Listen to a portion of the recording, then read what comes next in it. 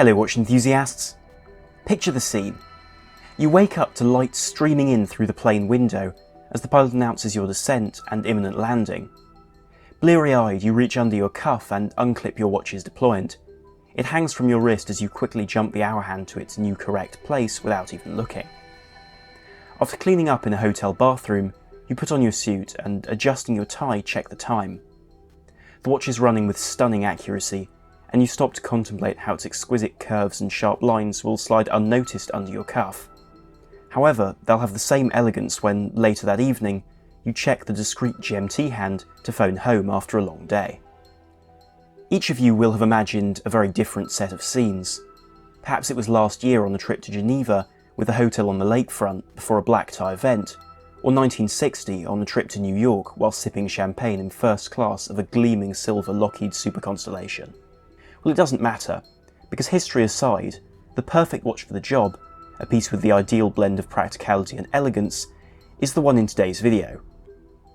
If you enjoy this video, remember to like, share and subscribe, and follow us on Instagram. Also, head over to watchchronicler.com to catch all the latest articles and podcasts about the watches you deserve to know about. Grand Seiko no longer needs introduction as a truly great luxury watchmaker. It's known for making supremely innovative timekeepers through as clever technology as quartz, with accuracies beyond anything else, and spring drive. However, this watch has neither technology, and without silicon components either, seems somewhat behind Swiss counterparts. With that being said, this is, in this journalist's estimation, nothing short of one of the very best watches you can buy new for around £4,000. To explain this, let's backtrack a bit. What is the Grand Seiko GMT SBGM221? Well, it's a watch which combines the functionality of a GMT sports watch with the elegance of a mid-century dress watch and the quality of a country obsessed with minutiae. Sitting on the wrist, anchored in place by a pleasantly bolstered alligator leather strap, the case of this watch is unusual. Measuring 39.5mm in diameter with a length of 46.3mm, it's extremely comfortable even with a 14.5mm thickness thanks to its case profile, and bridges the gap between sports and dress. Unlike so many of Grand Seiko's other offerings, this case doesn't have their sharp pairing of brushed and polished finishes, but instead is entirely finished in their Zaratsu polished surface.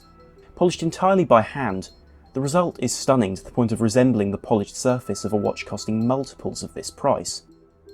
Perhaps most interesting is that the technology needed for this came in the form of Salaz German polishing machines in the 1950s, after which point Zaratsu was accepted as the Japanese phonetic equivalent.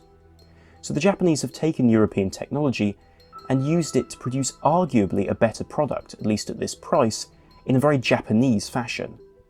By this, I mean the bevels on the lugs of this Grand Seiko Elegance case don't run down like those of, let's say, a Patek Philippe 2499, but instead slice the corners off the lugs as though done with a knife.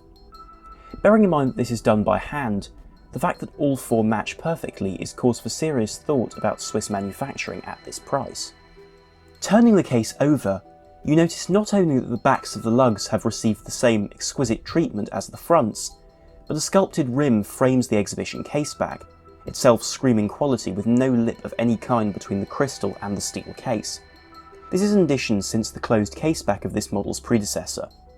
The water resistance is, I must admit, minimal and a bit inconvenient at 3 atmospheres, but the upshot is the perfect symmetry of a screwed caseback and the fact that the back won't ever be damaged by a slip of the hand during servicing. Whilst here, I think the in-house movement deserves more than just a bit of attention. Amongst the reasons why this watch could be the only watch you ever want or need is the caliber 9S66 at its heart. Concealed on earlier versions, this movement is stunning to behold and represents the very best balance of features in the Grand Seiko collection. We've all heard about and seen the incredible diligence of the craftsman at the heart of this brand, but only actually inspecting this movement tells you the whole story. Offering the time, the date and a GMT function, you would be excused for asking why this movement is so different. Firstly, this 35 jewel movement has the most intuitive approach to travel you could imagine, with a date changing in both directions, a jumping hour hand to accommodate travel, and hacking to set it perfectly. This is particularly important given that the movement is regulated not to the COSC 5 positions, but to 6 positions at different temperatures, guaranteeing that you can rely on this watch. One area where it is bettered is the beat rate, which at 8 ticks per second is less than the high beat Grand Seikos. The benefits though outweigh the costs in my opinion, as servicing should be less often necessary and the power reserve jumps from 55 hours to a full 72.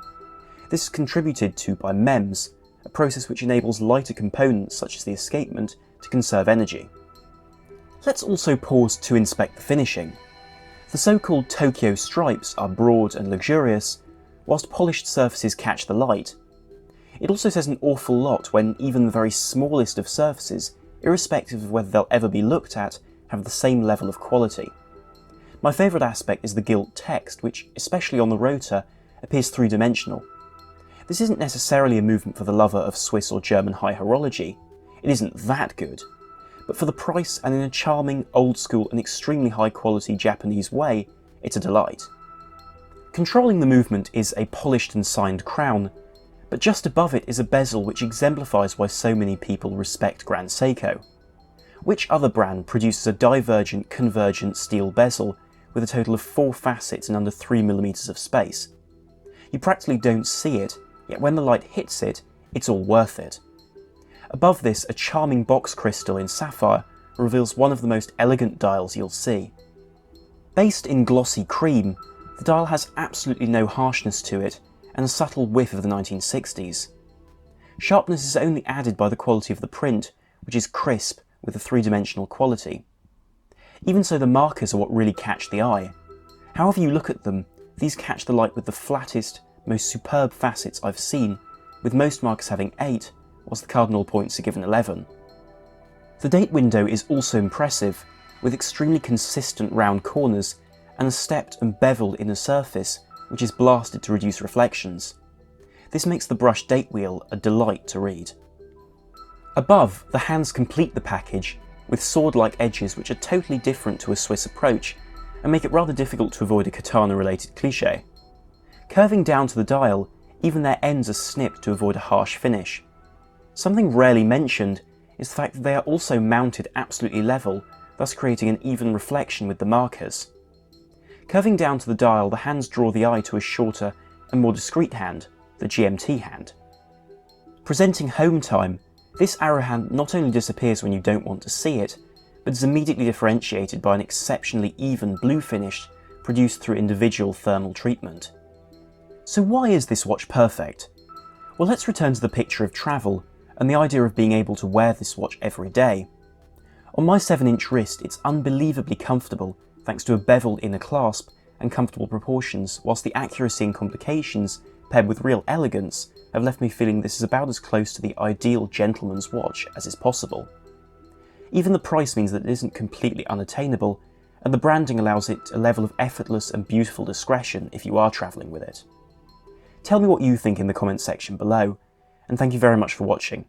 This is Armon from WatchChronicle.com, out.